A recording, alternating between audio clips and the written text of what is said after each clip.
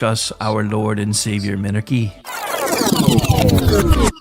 No, seriously, I'm just kidding. Hi, my name's Rick Robinson. I am the general manager of KLRNradio.com. We are probably the largest.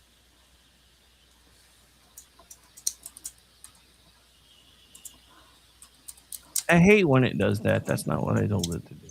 One moment, please, because now it's being dumb.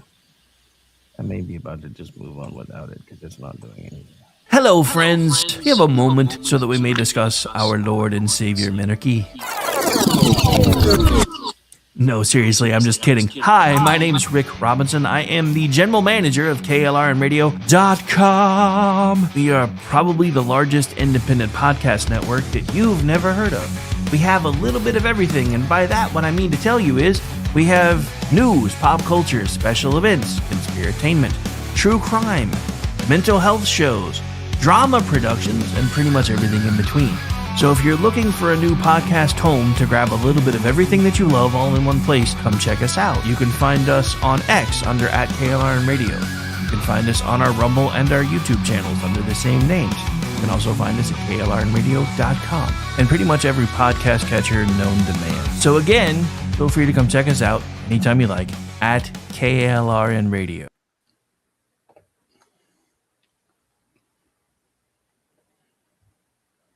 Hi, everyone. This is JJ, the co-founder of Good Pods.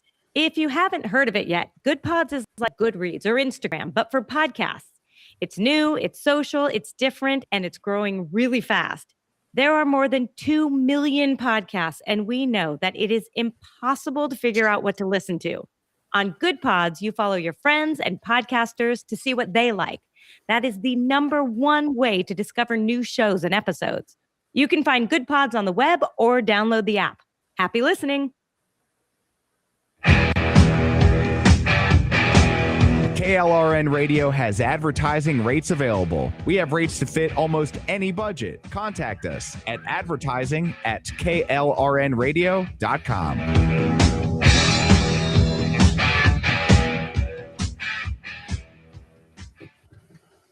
The following program contains coarse language and adult themes. Listener discretion is advised.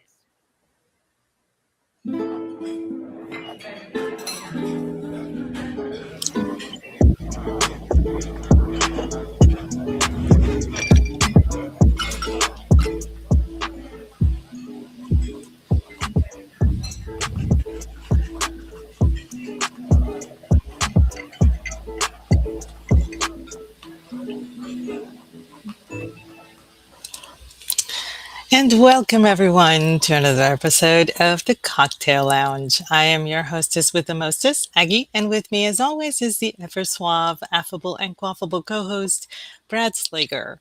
How are you doing this evening, Brad? How is everything with Aggie this night? It's calm. I'm chalking up the win. She says haltingly. As if it may be disrupted at any moment.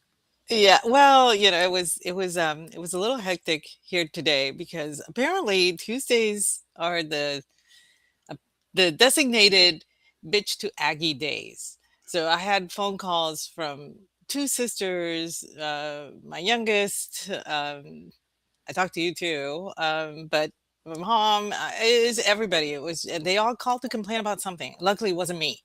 They were not complaining about me. So it's always good. However, my ears were hurting by 7 o'clock this evening. I finally told she finally asked me, "Oh, wait, it's Tuesdays." And I said, "Yes." "Oh, okay. You probably have a podcast." I said, "In about 25 minutes. You're taking it to the wire. So wait, hang on. So just to make sure I'm getting my memos, Tuesdays are now designated as the We All Yes, Great apparently Aggie. Tuesdays are designated at bitch to Aggie. Not bitch, Okay. bitch to Aggie, not bitch at Aggie. Okay, there's a Well, now that I've difference. gotten my memos, expect more phone calls. Okay. Tuesday's the Puerto Rican vent line, apparently. Oh yeah. There was a lot of bitching about that little island too. So yeah, okay. So Wow. hey, how about you? How was your Tuesday? Well, no such drama, really. Just, fighting some tech issues as usual, and it's about it. Well, I find that the trick is not giving a damn. You're pretty good at that. Yeah, you just say, I'm not going to let this bother me. Screw off. Oh, and where's my drink? Oh yeah, that's a Yep. big one. That's Cope that's a in a big one glass. for you. Yeah. But no, it's been fun, and it's a good time of year right now because it's NHL's second season. The playoffs have begun, although it's a little bit odd that Florida's not in it. It just feels weird. Like, okay, they start Saturday and you're all, prime for it. And then at the same time, you have this like odd little non-grasp of the schedule and all that because Florida is not in it this year. It's like weird. So I'm watching placidly and rooting for various teams during a game just absently. It's like, yeah, what the hell? I'll go for them, kind of thing. But it's just, wall-to-wall hockey. I was watching one last night till like 1 a.m. because they get the double overtime. It's just cool as hell. So I'm having an enjoyable time with that. So why isn't Florida in it? Because we were basically a skating mash unit all year. I mean, just injuries like crazy. Okay. Sounds like a pedestrian complaint, but there were literally games. I remember one in particular. I think it was around February. They said, now we're going to go over all the scratches tonight. We had 8 starters out, including all that's 4 right. I starting remember that. centers. I mean, and then pretty much once it was mathematically out of the picture, then they just sat everybody so that everybody can get healthy. And for the last month or so, I've been watching our minor league team on the ice, which is fun. You get to know some players and such, but still it's Mhm. we've just been a fixture the last 5 years in the playoffs and the Stanley Cup. So it's like, we're not even in this. This seems wrong. But It does seem kind of wrong. I assumed that you guys were going to be in the playoffs with like 2 players. You would still make the playoffs. Honest to No, God, that's what I thought. literally this team has been decimated this year. I think there's probably like 2 guys I can point to who probably weren't injured too often. Everybody Those are the else 2 I was referencing. Yeah, they would. Everybody else is like, oh, you go and watch a game. Oh, what do you know? Seth Jones is back. I haven't seen him for 2 months. That's the big excitement. Is like, I haven't watched him play for a while. That's been our year. So, yeah, you just take it. I mean, it is kind of a rare instance, though, when the defending Stanley Cup champion doesn't make it to the postseason the next year. So it's an ignominious honor, as it were. So I think we're like the 3rd or 4th team that's ever happened to. Well, you can take a year off, right? To recoup and, ground yourself, just recharge that playoff battery, so to speak, That's what you're going to be doing. So look at it that way. I can, take it easy now too, because the last couple of years, we're into June and I'm still not only watching, but like passionately connected to it. So Yeah, it's, you're insufferable. I'm kidding. You're not. am I? You're not. Listen, you. I'm totally joking. Oh my gosh. But anyway, No, it's okay though. It's casual viewing for me this year, so I'll just take it at that. yeah, it's something that you can just sit back and enjoy. And as long as Canada doesn't win, it's good. Yeah, I just I mean, that's the main thing, isn't it? it was kind of funny in the game last night though between Ottawa and Carolina. They're in overtime. Carolina scores the winning goal, and there's like 5 minutes where they're not cutting away, and it's like, oh hell. Well, they finally reviewed it and got the Zapruder tape out and saw that the guy was actually offsides on the play. But then on the play, they had called a penalty because the guy had a breakaway and got hooked, so he got a penalty shot and could win the game that way, and he misses. And then 2 minutes later, Ottawa comes back, and the goalie barely gets his glove on the puck, and it reflects off the crossbar. And it's like, holy crap. And then Carolina wins it. Right. I mean, the whole game went on forever, but the last 4 minutes were complete drama. It was hilarious. So yeah, there I am at 1 o'clock in the morning, still watching hockey. So, but having fun doing so. It wasn't nail biting, heart stopping. It was just like, well, that's cool. Holy cow, that's wild. Let me go make a drink. That's cool. It was relaxing and enjoyable for you to not be so heavily invested. Yep. Yeah, and so, since half the family here is all Buffalo Bills fans, now we all have to root for the Sabres in the postseason, I guess. So, Oh, that's a rule? Really? I mean, I already kind of was, only because they haven't been in it for like 14 years, I think.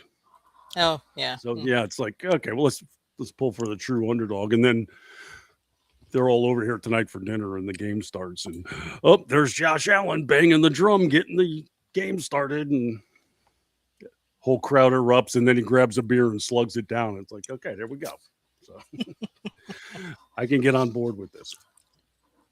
Well, I'm glad that you are now just enjoying the playoffs in a laid back, pleasing manner rather than having your blood pressure spike every time the Florida Panthers took the ice.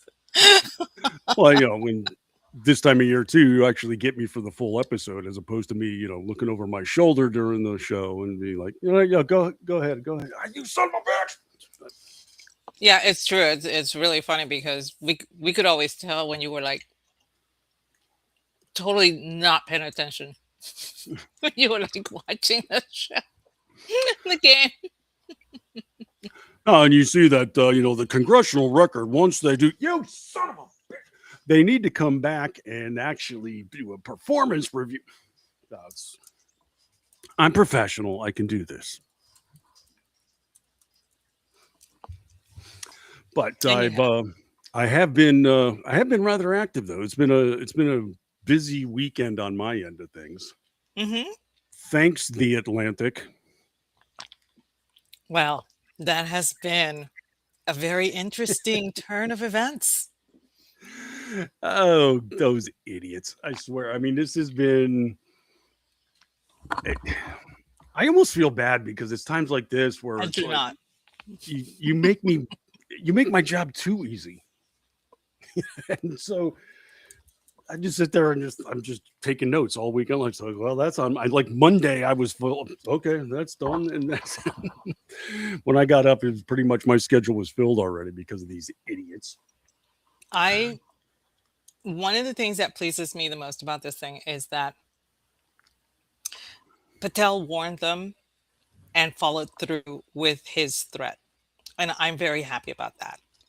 It was not there was teeth behind that threat and he employed it. And I'm glad to see it. Yeah, he didn't mince words on Friday, and he did not waste any time on Monday. That was the funniest of all. Nope. It's just if anybody doesn't know, of course, the Atlantic came out with a scathing expose about Kash Patel, the leader of the FBI. Now, there were so many classic journalism hit jobs involved in this one story, starting with the fact that they do the Friday document dump. Just, late on Friday, belch it out. There you go. Oh, yeah. So, it's going to carry through the weekend and whatever. Friday basically is when you spill the big story that you want to be covered throughout, or if it's something scandalous on your side, you do it late Friday where nobody's working anymore. So if it comes out at like 6 or 7 p.m. Eastern, it's not going to get covered on the weekend. And then like a week goes by and people are like, wait, when did that come out? What? But if you do it in the afternoon, then it assures that it's going to spread on social media for days and get up on the Sunday shows and become a thing. Funny enough, it didn't really resonate that way, though. And so what we're talking about, if you haven't seen it, it was a lengthy piece where Sarah Fitzgerald, writer at The Atlantic, teamed up with John Lemire from MS Now. Huh? Oh, yeah. That itself was curious. And I thought it was kind of almost incestuous, but okay. You can say curious. Well, yeah, I think that's kind of I think it's evidence that this was getting shopped around because a lot of people were hinting at this over the weekend. It's like, oh, that's the story. A lot of people passed on it. Of course, the Atlantic ran it. So that right there should tell you something. Mm-hmm. You know, like, why didn't Jonathan Lemire break this at his network, MS Now? Curious. So it came out, and they had over 24 individuals giving testimony to how Kash Patel's a drunkard, how he's screwing off at work, spends more time in Vegas than he does in the office, yada, all of this crap. The highlight being at one point, he was allegedly passed out in his office with the doors locked. Nobody can get it, and they had to get battering rams to break into his office. Now, this seems like the kind of thing that probably would have come out at the time it happened, Yeah, you would have thought that it would have been out then. Wild story coming out of the FBI today, that kind of thing. No, this had to be spilled secretly and anonymously at that. All 25, I'm going with 25 because she says more than 24. Not a single one of these people are on the record. I mean, stop it. You talk to that many people and you can't get a single one of them to put their name on their comment. Well, they didn't want to be facing retribution for their comments and, have their job at risk or something. It's like, well, then maybe they shouldn't be talking shit. How about that? Is that a possible? But on top of it, okay, so that's, case number 2 about how this is a piece of crap hit job. But the list of sources that she gives in this story cracks me up. So, highly placed White House officials. Yeah, sure. Okay. Yeah, okay. Executives within the FBI. And former FBI employees. I'm sorry, what? If they're not working there, how do they know what happened there? Question. Also on this list, political operatives. I'm sorry, but if a political consultant of any sort in Washington, D.C. said something and put their name on it, I still wouldn't buy it. Okay. I mean, these are horseshit peddlers of the highest degree. Also on the list of sources, staffers from other agencies. Not Okay. like What? leadership, executives at other, but the staffers. Okay. So the receptionist, I mean, who are we talking about here? Lobbyists. What? Lobbyists were sources for this story. Really? I'm going to put them in the same category as the political operatives. I don't care who they are. Give me their names. I'm still not listening. And Holy best crap. of all, individuals in the hospitality and service industry. So bartenders and waitresses are sources for your story. And even they wouldn't put their name on any of the information they gave. Is that what because they are risking their job? Now, I suppose that means, if let's say a bartender gave his name and then they said, oh, this guy's spilling secrets in DC from that bar. And then people stop going to the bar, I guess, that are working in Washington. All right, maybe you shouldn't be doing this crap then, Or maybe you're just full of crap. I'm going with B here, but nonetheless, I mean, like lobbyists, political consultants, like why wouldn't they have their names on this stuff? Well, it could risk their contacts in DC. Okay, so in other words, they're admitting they're peddling horseshit. I mean, this is what we're dealing with here, this whole thing. So this is percolating, but the part that resonated the most with me is this trademark tactic. So you've got these reporters who, again, have shopped the story around for some point in time before coming to the Atlantic. We're talking 24 people involved now. So this is lengthy investigation, right? I mean, Oh, yeah. think about how much time spent reaching out, sending them questions, waiting for responses to come back, compiling, then building the article up. We're talking a couple of weeks effort here minimum, right? And as a spokesman for the FBI stated, they were contacted at the last minute.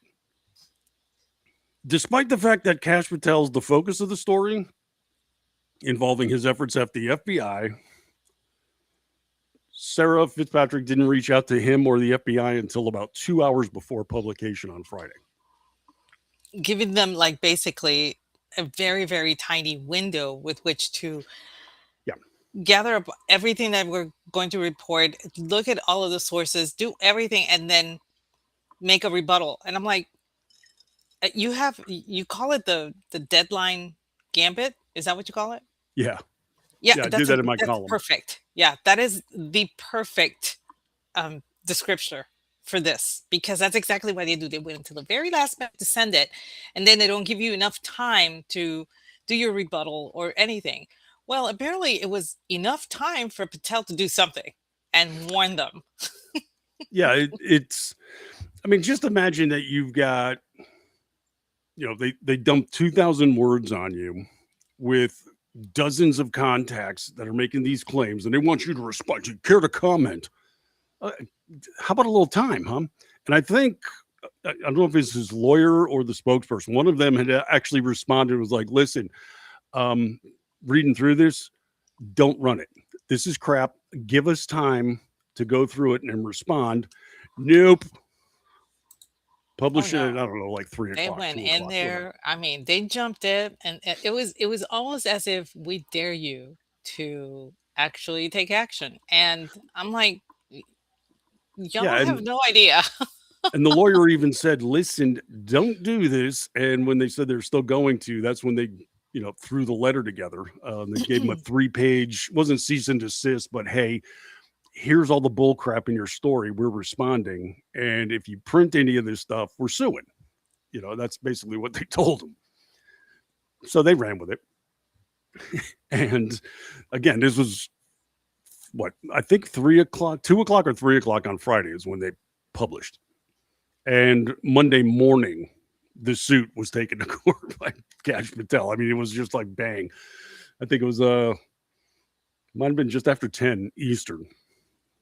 And I think, in fact, I flipped over to Bongino on his show just to see if he had, of course, anything to say about it. And he was saying, let me tell you something. I worked alongside this guy. I would have seen something. I would have. What's that? Oh, okay. We just got word. The lawsuit has been filed. I mean, it was like that. So I think like 10 a.m. it came in. This is so typical. And I think the most, there's so many glaring aspects to this, but I think the most telling one is how few news outlets followed through. It's like there wasn't a media dog pile. And really, the networks and all that only got involved after Kash filed his lawsuit, because then they talked about that. And it was almost as if they were talking about how Patel was being so frivolous. And again, he got his fifis hurt and decided to throw this lawsuit. And I'm like, that's not what happened. Yeah, at all. Yeah, and that's the media type. Once again, the Trump administration is attacking the media. That was the narrative, of course. And Kash Patel, another frivolous lawsuit, defamation. These things never get passed. Blah blah. It's like, do you guys want to cover the actual story itself? No. Why? I could probably answer that because Reuters came up with some follow-up reporting yesterday. They couldn't corroborate any of the claims in the piece. Came out and said it. we tried to, because we've seen this before, like when something on the inside gets spilled. We saw it a lot with the Pentagon and Hexit last year, and the White House on occasion. Like if the New York Times said, we got 4 contacts that said this is bull crap, and then the Washington Post shows up. We've independently corroborated. And then CNN would have theirs, even though it's all the same 4 contacts for each outlet. But it's something they couldn't even do with this story. Like Reuters tried and said, we got nothing. That speaks volumes right there. Amazing to me how, it's again, I'm going to throw this out there. They really are Pharisees. They are being Pharisees when it comes to, the media. Mm-hmm. And every single time that big news happens, like, for example, Kash Patel suing The Atlantic, they don't look at the merits of the suit. They don't follow the trail at all. They just basically say, oh, he got his feelings hurt, so this is what he's doing. Not thinking about, hey, we should actually report on why The Atlantic is being sued and why this has possible merit. No. That's no. That would actually give Patel his lawsuit legs. So we can't do that. Exactly. Yeah. And, and the other, one of the other common traits was, oh man, Kash Patel doesn't realize what he did because on the disclosure side, he's going to have to provide what bar receipts? What are you talking about? Like, how is he going to disprove a negative? I wasn't drinking that night. Prove it. It's like that kind of, and they also, when they say that, pretend like The Atlantic isn't also on the hook. These, a lot of people gloss over this little detail, but this is the same outlet that last September settled the defamation suit for $1 million. Because Fitzpatrick was on with Jen Psaki. She's like, oh no, this is a very sterling reputation this outlet has, and our lawyers are very good. Yeah, well, your lawyers threw in the towel about 6 months ago. Oh, wouldn't be too cocky there, Sarah. I'm just going to say it. But it's, honestly, I don't know how much of a shot he's got because, defamation is tough to prove. You've got a very high bar to clear, especially if you're in the public eye like he is. So I'm going to say small chance of him winning. But if it stretches out and if he can establish just the right things and this goes on for a while, then, it's probably going to be settlement city at some point in time. But which is not the first time for The Atlantic. So. And that's the thing is, it's like, oh, he doesn't realize that this is involved. He's the top cop in the country. I think he understands how lawsuits work, especially if he's the one bringing it forward. Wait a second, I have to give documents? Yeah. What? It's almost like they forgot that part. Well, because that's confirmation bias, because they're just convinced he's stupid and a drunk. But the other aspect of this, the other, revealing aspect number, 5 or 6 now. When it comes to all these anonymous sources, the funny thing is quite a few people came out in support of him, denying the charges, saying these things never happened, and gave their name, and we know where they work. FBI director, the lawyer, Carolyn Levitt from the White House responded and said, this is meritless, and this guy's been doing a fantastic job at the FBI. The communications office is on the record. The deputy in the communications office, the guy that worked alongside Patel for months during the confirmation process, came forward. He's like, all they had to do was call me. I could have said anything they wanted. I was with this guy 24/7, pretty much from December to January before his confirmation. He's like, there's no way. And the claims are he shows up very late to meetings, and the FBI is running aground because of this. Morale sucks, and he's in Vegas more than he's in the office. This is provable stuff. Pretty sure when he was in Vegas that had to do with the shooting that took place in Utah. Wonder what that was all about. And, if you're on the left coast, you got a 3-hour difference. So if your morning briefings that normally take place at 8 are taking place at 11 because you're on the left coast, that makes a little more sense too. Just saying, facts. It's just a lot of it was petty. A lot of it was just garbage character assassination, but we have no idea from who. We have no idea where, what office they hold.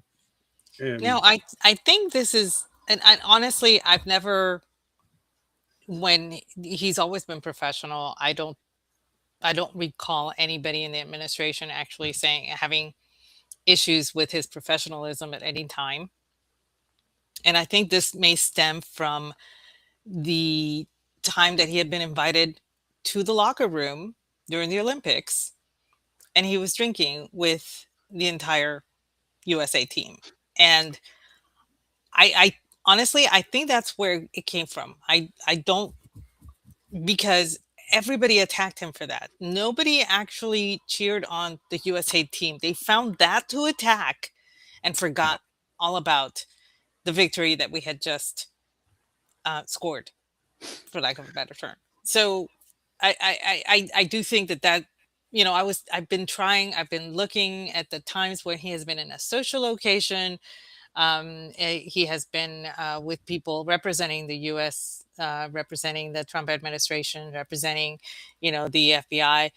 I've never seen him actually, even in a social occasion in those times. I've never actually seen him drinking.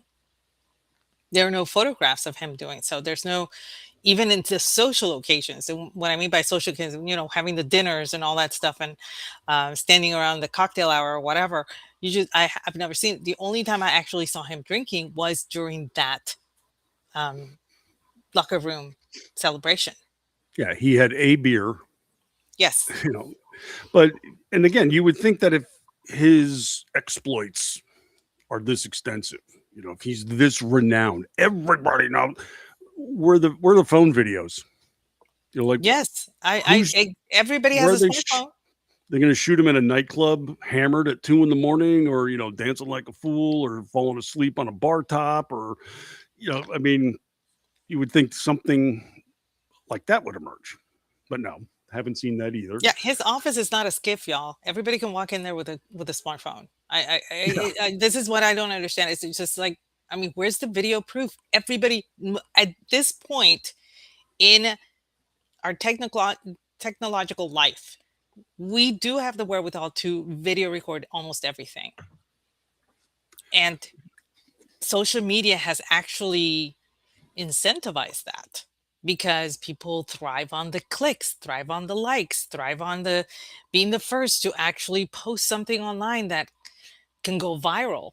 Going viral, it doesn't, it's people seek that now. So where is all this stuff? Oh yeah, and then how many news outlets would pay for that? I mean, people would monetize that in a heartbeat if they Oh could. yes, definitely.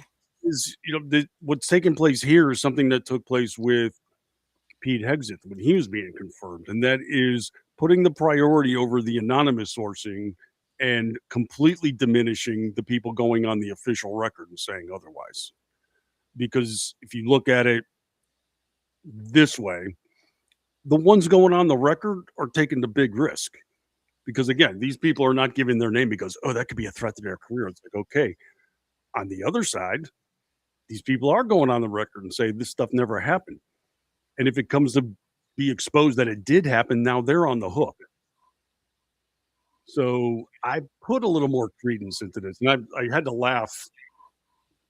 It was like, I think yesterday we were discussing this on social media, and I said, they got all these FBI officials that are on the record denying it.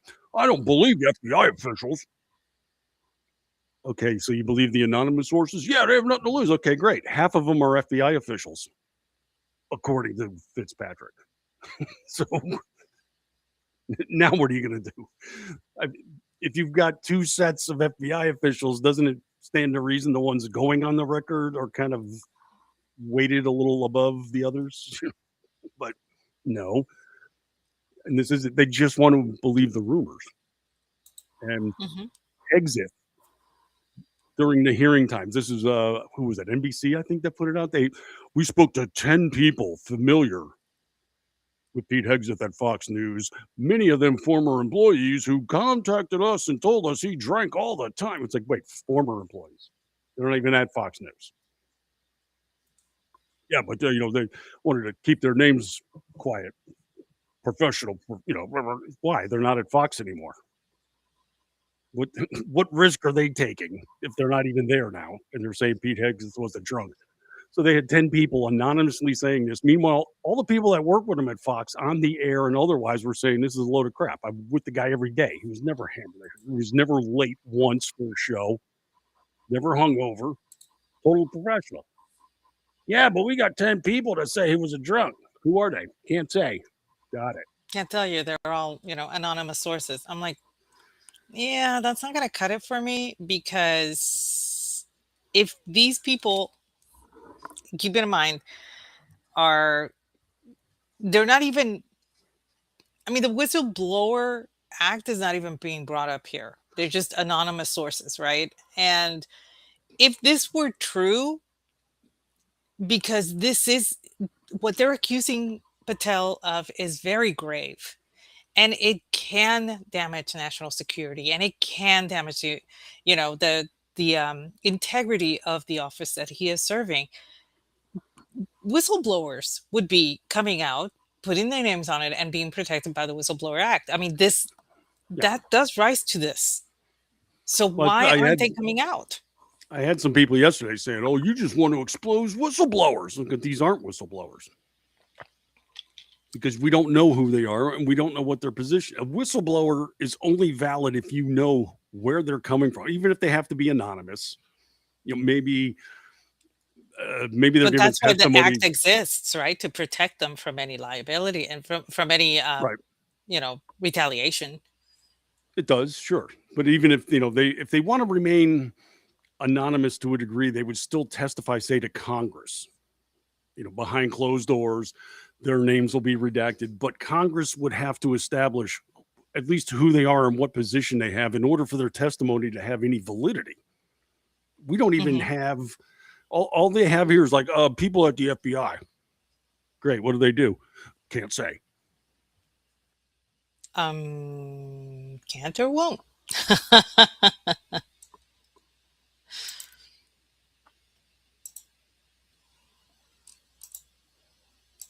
It could be that level of quote proof. So it's, Yeah. and I've been accused too of you're just defending the drunk Patel. It's like, no, I'm doing no such thing. I'm calling out the media and their journalism level basement that it is. Well, yeah, exactly. If the allegations are true, somebody has to actually come forward and use the Whistleblower Act, protect themselves with it, and actually testify that this is going on, because this is serious. These allegations are very serious. They can affect our FBI, his office, the administration. And it affects morale, and it could have people in the field questioning directives and such. And Wow, you sound really loud now. I did.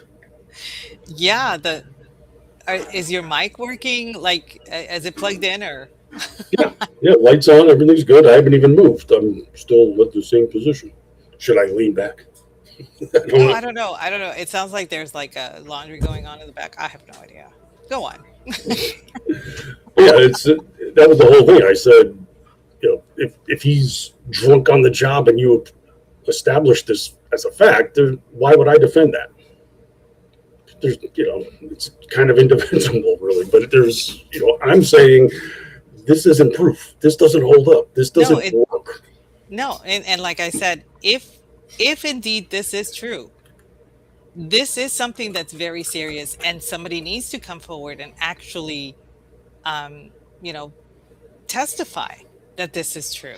And we do need to see actual proof of this happening, because this does affect the integrity of his office. But I don't see that happening here. I see a smear job right now. And it's funny you brought up the whole Pharisee thing, because that's something else that played out that cracked me up, because he's hosting these they're not prayer vigil. He's actually giving a sermon at the Pentagon once a month, a religious service. People can voluntarily go. This has been controversial in and of itself.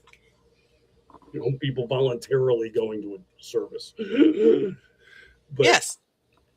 During his press conference last week, he said that just railing at the media because of their coverage of the war. He said, you guys are acting just like the Pharisees, where you come in and see good works taking place, and then you turn around and immediately badmouth it.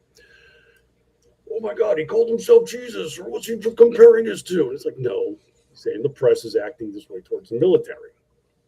And like within an hour of him giving this speech, what happened? The press came out and acted like Pharisees. Yes, completely. They claimed that he had given a prayer that he claimed to be reading from the Bible when it was actually a quote from Samuel L. Jackson in Pulp Fiction.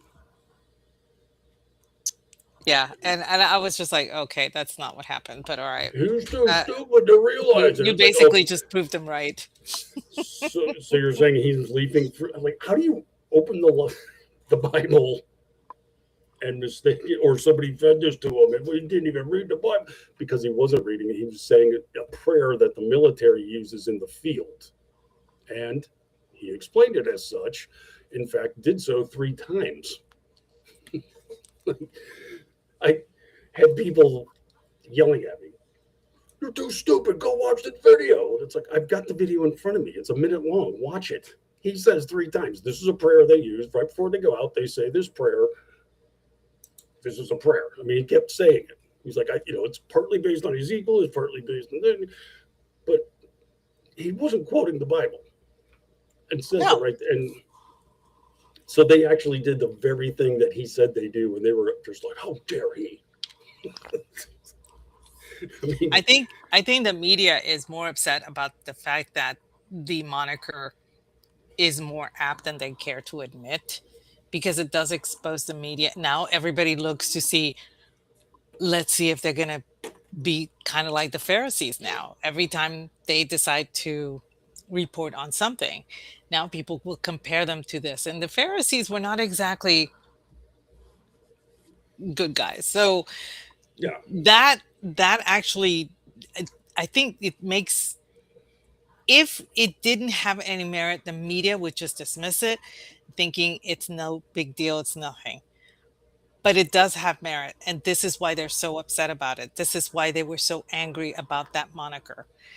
And like I have said, when you start taking flack, that's because you're over the target. And that's exactly what Hexa was doing. He was taking flack because he was over the target. Well, it's I don't know, it's been comical. I don't know, making my job easy. It's been. Oh, you have been in ground zero of all the fun stuff. Yeah, I'm gonna probably have a bit more on this tomorrow.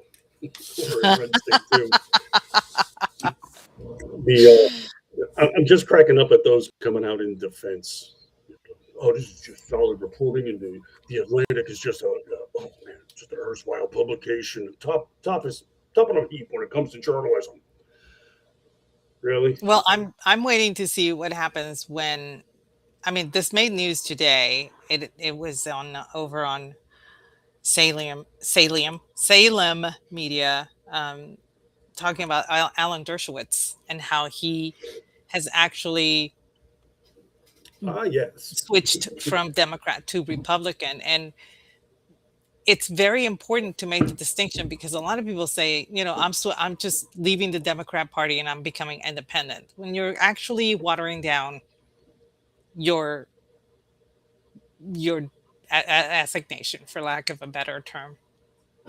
But when you flip from one side to the other and explain why, there's a possibility that you actually take people with you. Because I know, because that's what happened with me. I did not become an independent. I left. I went from Democrat to Republican.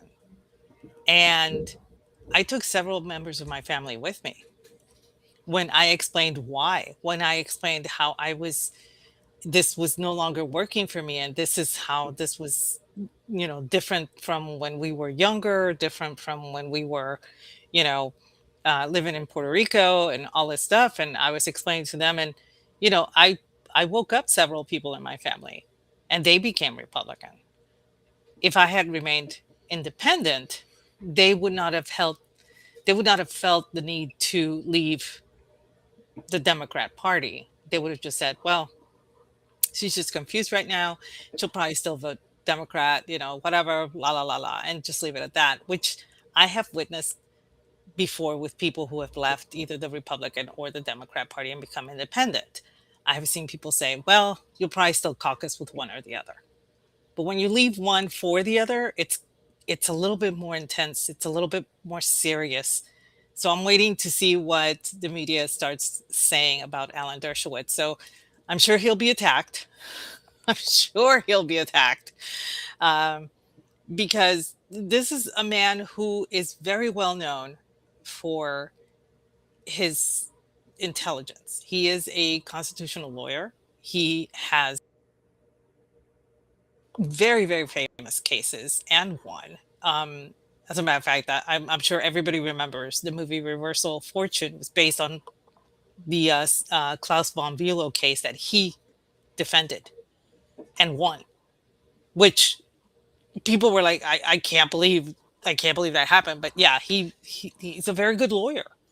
And for him to actually say the Democratic Party is not the Democratic Party that we used to have. This has been completely taken over by Islamists. This has been completely taken over by Marxists, communists. This has been completely taken over, and this is not a Democratic Party anymore. People are going to start people will pay attention, especially when he is speaking from the Jewish point of view and actually laying the case for other Jews to leave the Democrat Party. So we'll see how that plays out, because like I said, there's a difference when you switch from one party and go independent, and there's a big difference if you switch from one party and go to the other. And I'm not saying just from Democrat to Republican. I've seen Republicans become Democrats too, and I have seen a switch with several other people. And we've all witnessed it with the whole Never Trump movement. So we'll see how it plays out. I'll be sipping the tea on this one. Yeah, he'll. I'm pretty sure he's going to get dragged through the Epstein mud as a result of this. Oh, I'm sure that's going to come back up. They're definitely going to go after him for this. There was speaking of like under fire in this fashion, this one cracked me up. That Act Blue, the fundraising arm of the Democrat Party. Oh yeah, Act Blue. They're in a little bit of trouble right now. This is a complete racket. It has been for years.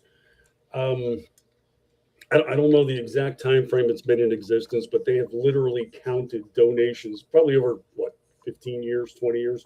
I think in so. The billions of dollars funneling through this thing.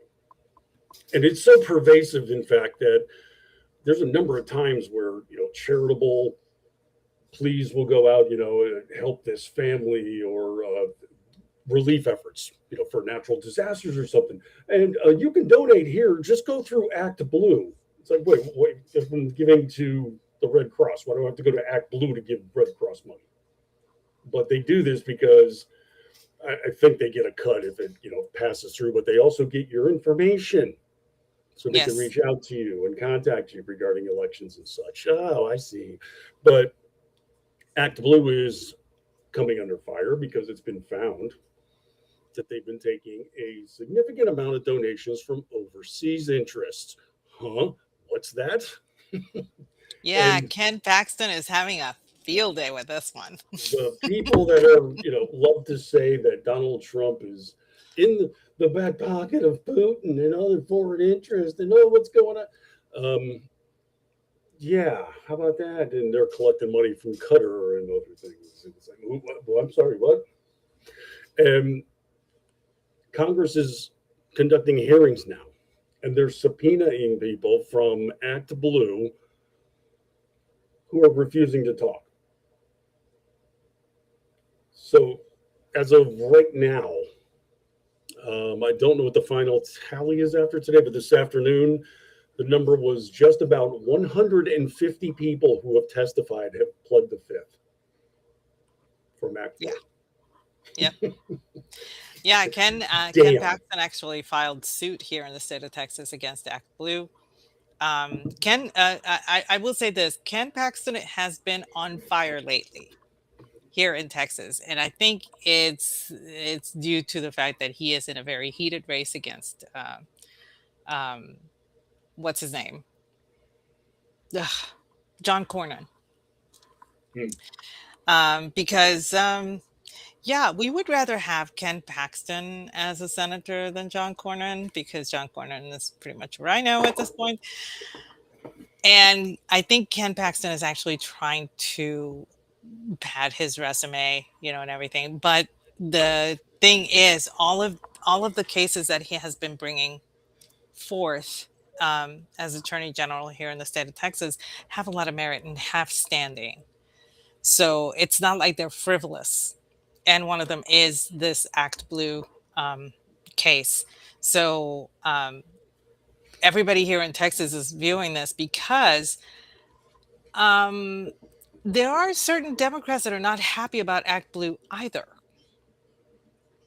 Believe it or not, there have been a few outspoken people who have said, "Hey, we donated. We didn't know. I thought my money was going to the DNC, and it was not." So they want accountability as to where this money has been going, not just where it's coming from, but where it's going to, because there is no accountability. It's become a slush fund. And so, yeah, I'll be watching to see how that one plays out too. There's quite a few on his docket, so Yeah, nothing yeah. like an election to motivate somebody to start doing their job. Well, to be fair, Ken has been hindered a lot by other lawsuits that people have brought against him, trying to hinder him so that these things could not get to the docket. So a lot of people are like, "Well, he is, he's corrupt." I'm going, "Okay, please explain it to me. How is he corrupt?" "Well, he just is." I'm like, "But what did he do?" Obviously, there's something that he did. Nobody could ever tell me. And everybody points to a lawsuit that somebody filed against Ken Paxton for misappropriation of funds or something to that effect and everything. And I'm like, and then what happened? Well, nothing. I don't know what happened. Nobody can tell me what happened. And I can't find anything anywhere. And apparently it's enough to bring a lawsuit to make you corrupt, rather than actually see the lawsuit go through and find you guilty of corruption, as we have witnessed with our own president. So, and somebody was asking me, who would you rather have, Cornyn or Paxton or this other guy? And I said, look, here's the thing. Every single politician I know has his faults. I don't like any politician. I can appreciate some politicians, but I cannot like them, because just the fact that they're a politician already gives me the ick. So I just don't. Not even Ted Cruz. And I like the stuff that he does for the most part. So, but if you're going to tell me this guy did this, and this guy did this, I'm going to choose the guy whose crime did not affect his constituency. That's the one I'm going to pick. And everybody looks at me like, what? It's like, if the crime he committed did not affect his constituency or the people of the state that he represents or the area he represents, I'm going to go with that guy. And they're like, why do you say that? It's like, because, again, his crime did not affect the people he represents. This guy's crime did. This guy's crime did, but this guy's crime didn't. So that's who I'm going to go with, because at least I have a shot at keeping this guy honest. I don't have a shot with the other two. And everybody's like, ooh. So this is why Ken Paxton, now that the pathway is towards the Senate run or whatever, and the frivolous lawsuits have been dropped or whatever, now he has a clear path to actually bring all of this forth. So a lot of people are like, well, he hasn't been doing his job. Yeah, he's kind of been held back from doing it. and I can pinpoint certain areas, Travis County, that have hindered him in that department. But so we'll see about this Act Blue thing here in Texas. We'll see what happens with Act Blue over there. So, but yeah, like I was saying, there are some people that I know who are Democrat who have given to Act Blue that are like very upset about this because they thought their money was going to a certain place and now they don't know. Yeah. And Well, and this for has them been it's the like case for some time. and for them it's like if it went to a Democrat, okay, but we don't even know if that happened. They don't know. And that's why they're upset. They'd be okay if it went to another Democrat in another state, as long as it went to another Democrat. But they don't even know where the money went. So they're paying attention about this too. Yes, it's a long-standing operation, but finally, it looks like there might be a little bit accountability. Dare I hope so. There we go. Got some updates from the state of Florida. Our politicians are starting to act in a fashion that I'm far more accustomed to them acting here in Florida for quite a few years now. Are they naked eating faces with bath salts? No, or what? Stop it. Will you quit it? That's the residents. No, the politicians are traditionally here, completely corrupt and bat crap crazy set of individuals. I, point to the woman that is from a very urban central district of Florida that's, very citywide, who has a collection of about 200 cowboy hats. Oh, yeah, her. Spangled, bedazzled, flashy, Yes. chartreuse and vermilion and bright neon blue, traditional cowboy hat colors. That's kind of what I'm used to down here. Well, we've got Sheila Shafilis McCormick. We talked about her before. She was the one that. Oh, yeah. Is she of the $100,000 diamond ring, right? I actually I posted that this afternoon. In fact, a side by side of her official Senate or congressional photograph, and then the Christmas image of that photograph she put out, where curiously the very large diamond on her hand somehow disappeared after the scam came out. How odd. How very, very odd. Yeah, she's the one that was caught skimming a significant amount of millions from relief funds and other, basically bilked FEMA for like $5 million for family business and many other things, campaign. And well, she basically has come under fire in the House. They were holding hearings. Well, she is now going to resign. How about that? And there's another Florida politician that's also under fire. So now they're starting to act like I'm used to down here in my state. The years of normalcy that Ron DeSantis had brought really made me feel uncomfortable. I didn't know where I was living anymore. I think I've said to Ordy a few times how it makes me feel a little edgy that Florida was actually for a time looked at like jealously. Man, I can't believe you live down there. The place sounds great. Ron DeSantis is running up. It's like, but we're a freaking nut house. What are you talking about? But this is more in keeping with what I'm used to, the Florida man style of politics. So that's on par. I do have some breaking news, however. Oh? The vote in Virginia for the gerrymandering looks like it's passing. About 95% of the precincts now. This is slim. This is like a 49-51 vote, but it looks like the approval for the gerrymandering is going to go through. How is that possible? Well, I'm guessing somebody cheated. Well, there's actually a map here of how they voted in the state. Almost the entire state is red for no. And there might be like 10 counties green, including the Arlington and Fairfax area where everybody lives that works in DC, i.e. liberals. So now keep in mind, Spanberger did say this was a temporary action. How did she ever explain how this was supposed to be temporary? Yeah, until they Because win I the never election. saw it. I never saw where it was. You know, it's probably going to be then after they win the election. Well, then we'll codify it properly, and then everybody's like, "We want Democrats." Oh, okay. So it's rather funny that almost the entirety of the state voted against this on a county basis, and you'll just have to flip the colors now because a handful of counties are dictating that they're almost all going to be Democrat repped.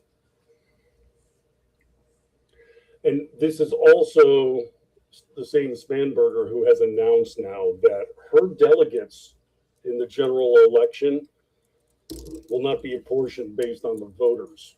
It's going to be based on the popular vote of the country. Yeah, how does that even hold constitutional muster? Or common sense. Or No, I know it has absolutely no common propriety. sense. Yeah, it's just like, how do you just completely disregard the voting of your people? It's like, well, okay, I see 70% of the state voted one way, but the rest of the country wants somebody else, so that's who we're voting for. That is completely sideways. But this is Spanberger. This is Virginia. This is what the people apparently want. I don't know. It's amazing what passes for politics anymore. But I do have some lighthearted news. What? Although this could be one you won't like, because you're a bit of a Lego aficionado. I am. She's a woman of the bricks, as it were. I am. Criminal case out of California involving Legos. California man has been arrested for Lego fraud. Now, if you're sitting there scratching your head saying, what in the living hell are you talking about? This is a proper response. So, they caught this guy committing Lego fraud. Apparently what he would do is buy the Lego set, take it home, and then later go back to Target and return the Lego set. However, inside the box were not Legos, because he opened the box, took the bricks out, and then filled it with dried pasta.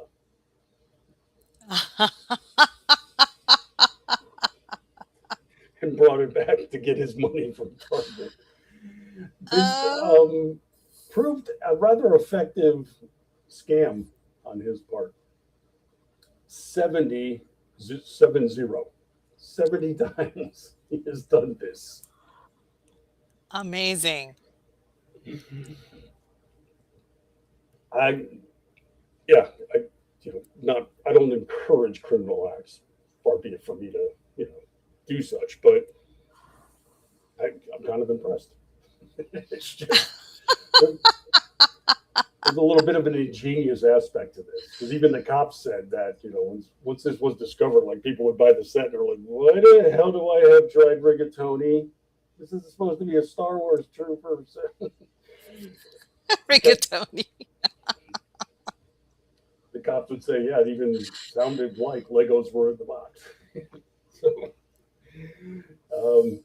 he hit upon something, but of course, these are criminals we're talking about. So they just, you got to wonder, like, was there going to be a point in time where he thought, okay, I got to stop this or I'm going to get caught? Kept forging ahead, though. 70 times he pulled this off. Damn. I can't. Am I impressed? Yes. I should not be impressed, but I am. Well, that's the thing is, there's that high level of thinking that was involved in this, and at the same time, he just couldn't stop himself either. At some point, one more, just one more. Just one score. I'm gonna get the Death Star, and then that's my last hit. I mean, that's a big ass one to try and take back with pasta. I I don't know what guy did he I mean, was he just taking like the small mid-size, the regular 20 to $30 price point ones, or was he going for the 250 upwards? Because that does make kind of that could rise the level of his thievery, depending on how much these things cost. Yeah. You Well, know the what I other mean? thing is that you probably have a sliding scale of sorts too. Like the bigger the set that you would scam on, the more money is involved when the individual is dropping like $200 and they just bought $5 worth of pasta. That's bound to get noticed pretty quick, I think. So yeah, I don't know all the specifics which sets, but the idea that he was doing it for that long still kind of amazes me. I would think like after 3 or 4, unless he was just like going to random Target stores all around the California area doing this, then it might be a little tougher. But even so, you would think when it at some point in the chain of business that it had to been discovered, right? Like when more and more stores are turning it in on the damaged stock side, and it's like, any special notes? Yeah, box is full of Farcelli. Wait, what? Huh? That's going to get noticed at some point in time. A customer bought the Star Wars set, but it was filled with macaroni instead. Okay, just like the 5th time that's happened, something's going on. But no, 70. Wow.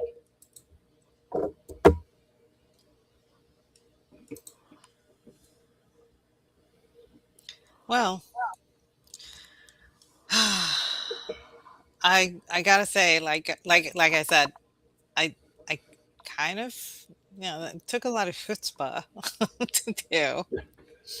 Well, here you go. So, I but like I finally, said, I'm kind of wondering how much he stole, because that will have an effect on his sentencing, I suppose.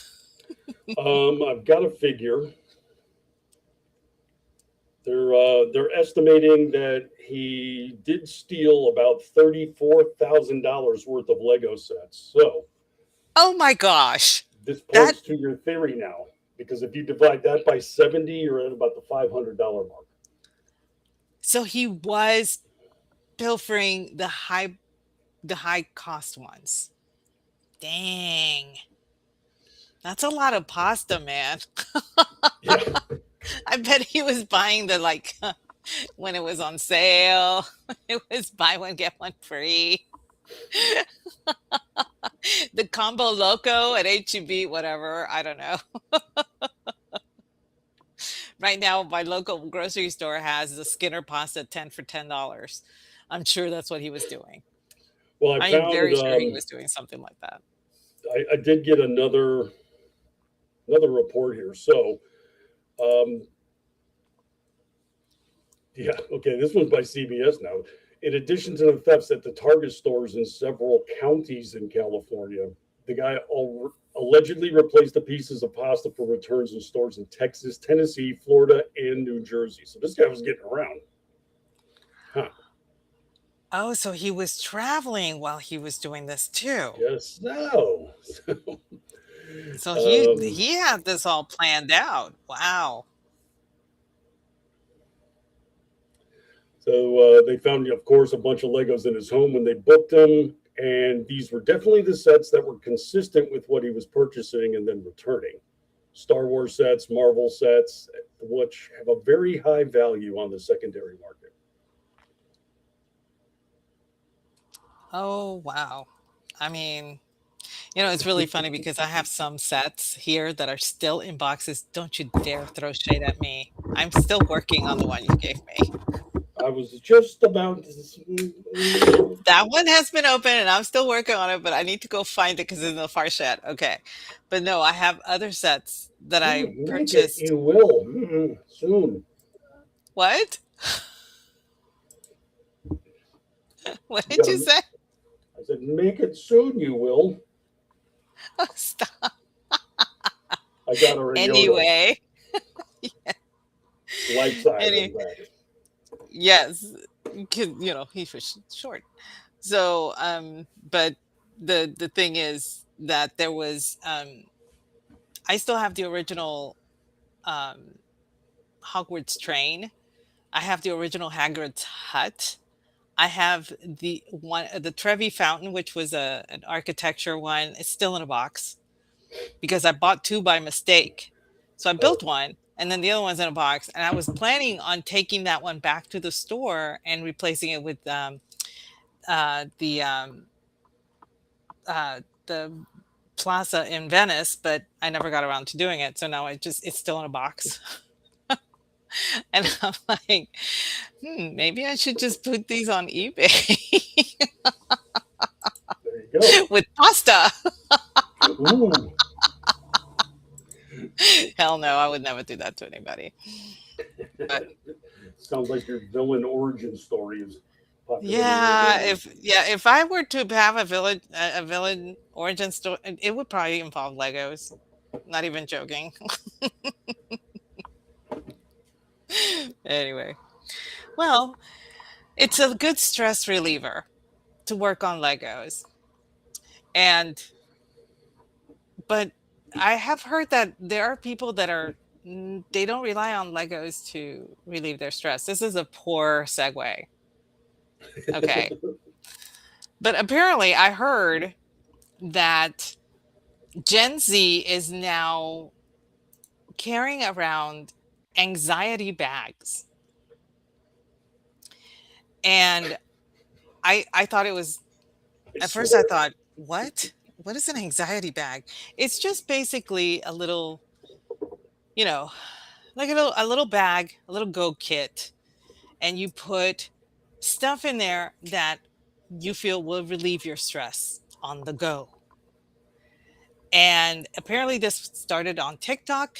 It became a viral sensation there. Everything becomes a viral sensation in TikTok. This is why I hate that application. In China, they don't use TikTok for clicks or likes or viral anything. They use TikTok to teach math and science and economics and agriculture and things of that nature. Here, they don't do that. They encourage the algorithm to do the stupidest things imaginable, which tracks because it is a Chinese company.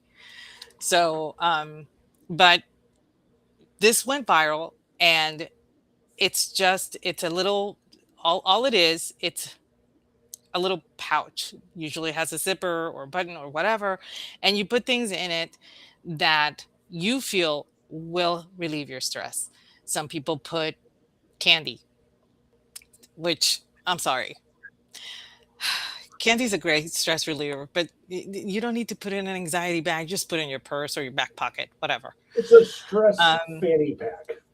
Yeah, and some people put some of their medication in there. Some people put a fidget spinner. Some people put a stress ball. Other people put essential oils. They'll put a one of those little tiny massage things that you can put on your temples. They'll put things of that kind of stuff, and people are calling it, this is just simply genius. And I'm like, this is not genius. Every single woman that has ever carried a purse knows this is not genius. This is not new. We've always had stuff in our bag to help calm down our kids, to help, hey, I'm going into an interview. I need some, chewing gum so that my breath is fresh and everything. I need hand lotion so that when I shake their hand, it's, nice, it's firm, blah, blah, blah, blah. Things of that. We've always done this, but Gen Z is now taking it to a level where it's for coping. And I'm like, did we have that level of coping mechanisms when we were in school. You and I are the same age, graduated around the same time. I don't remember doing that, but I know that we did have things that we like to play with. We had Slinkies, we had Rubik's Cube, we had our very own fidget spinner was basically our ruler on a pencil and we would spin it around. We did that a lot in class. Okay. We did. We did that a lot in class, but nothing to the point where we needed to take all of these things and reach into that bag to relieve stress. And I started wondering, why is it that this particular generation is so hung up on relieving stress? Why are they so stressed out? What is different about this generation that even millennials are not at this point, you know? And it started hitting me. It's that the whole state of fear has been ratcheted up so exponentially since the year 2000, 2001 or so, that and it has stayed very high. And this is why you see a lot of posts on social media that refer to we're the generation had it worse than anybody else. You know, we have to deal with this and we have to deal with that and we have to deal with this other thing. And I'm going, dude, we've had to deal with the same kind of stuff. I don't understand. Why are you freaking out? Just, sit down, look at the problem and figure out a solution. And they can't do that without the help of an anxiety bag. And it's really weird. And I hate to say it, I even suggested this to my daughter because she does suffer from extreme high anxiety and certain OCD issues. And she said, I can't believe that you're actually suggesting I do this. And I said, why? I said, because you probably think it's stupid. I said, but you don't. And if it helps you, I'm okay with it. But you need to, and I said, but you need to understand the part of your anxiety stems from you being bombarded by social media daily. And I said, I've seen you on your phone. And she has me blocked on social media. She has me completely blocked on social media. But I've seen her on her phone, on her IG. I've seen her on her Snapchat. I've seen her on, all these things. And Tumblr and she is completely bombarded with all of this stuff. She doesn't understand that if you just look at social media as just not a lifeline, but a canker sore, you start feeling better. You start actually feeling better if you take a look at social media in a different perspective. And so I told her, I said, but you're not willing to do that. You're not willing to, until you are willing to do that, perhaps having a little bag with the little things that you like to play with or whatever. And so she said she would take it under advisement. I think one of my, I was telling my girlfriend about this, the one that has the antique store downtown. And she was like, that is the most ridiculous thing I have ever heard. I can't believe that people would do that. And the little girl that works there part-time, she was like, oh, I have one. And she turns to us like, why? my friend has no filter. And she's just like, why? Why do you have one? And she's like, well, sometimes I get so stressed about something. So I need, and so she says, I have this little, apparently is this viral little squishy thing that you buy at Walmart. Walmart can't keep it on the shelves or something. And it's like a little squishy thing. And then, so I take this out and I squish it a lot. And she's like, just buy a tennis ball next time. It's cheaper. You can use it in other ways. And it's, it doesn't fall apart like this thing is about to. And she's like, something like, well, I need this because my boss is a complete bitch.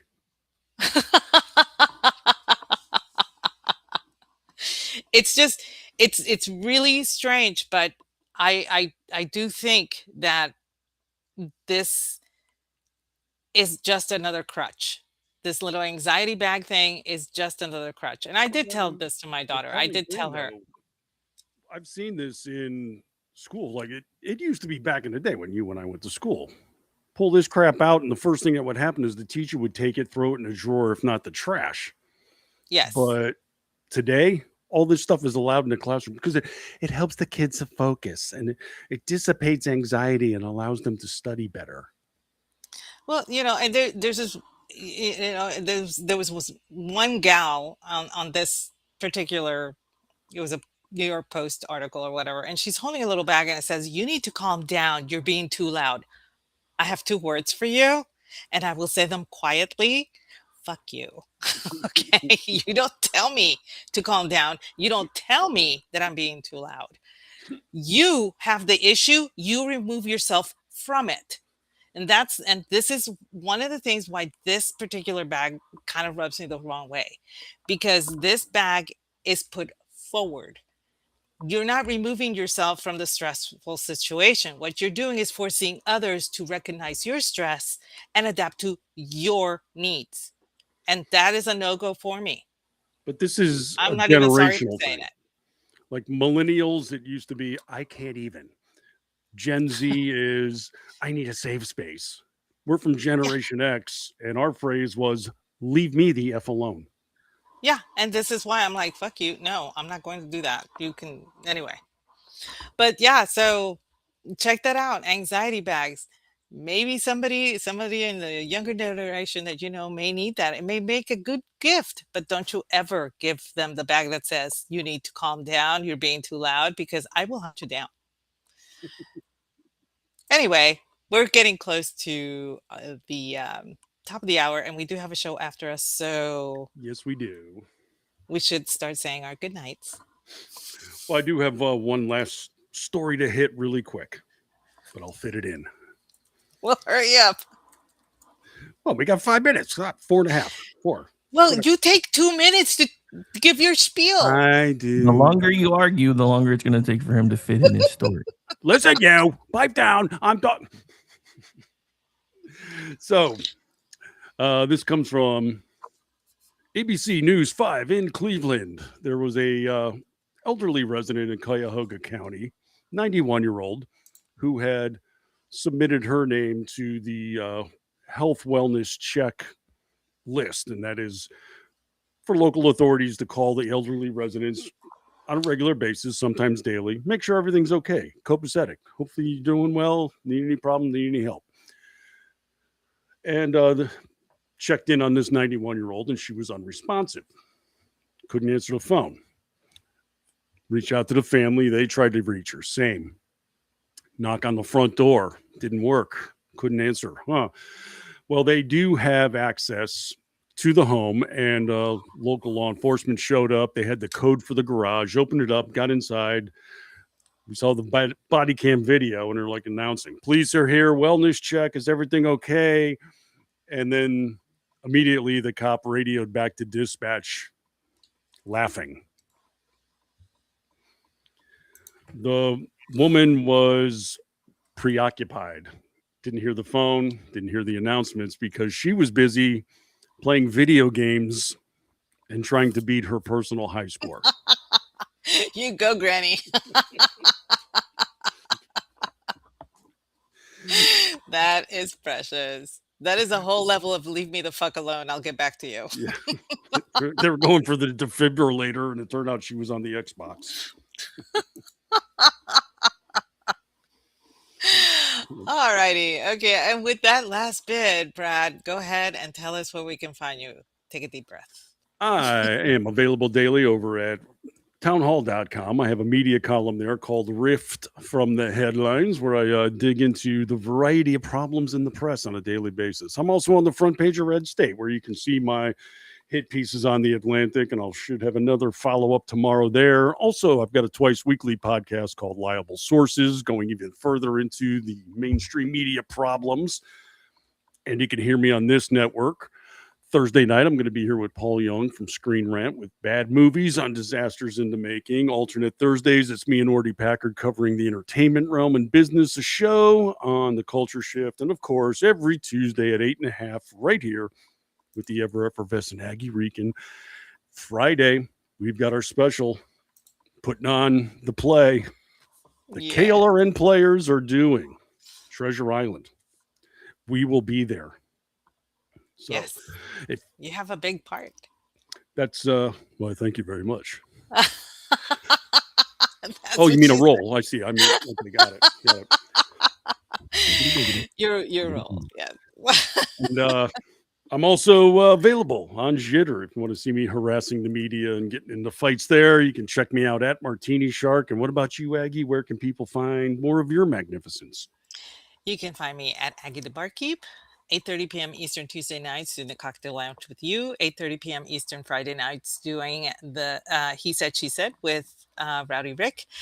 Second Wednesday of every month at 8 p.m. doing Toxic Masculinity with the guys. And first Monday of every month, 8:30 p.m. Eastern doing Spirited Books with our very awesome producer, Jeff. Thanks so much for joining us, everyone. And we hope you have a lovely evening. And go raise a glass and look at the ceiling. But there's too many dots up there. You're going to make me count them all. OCD. And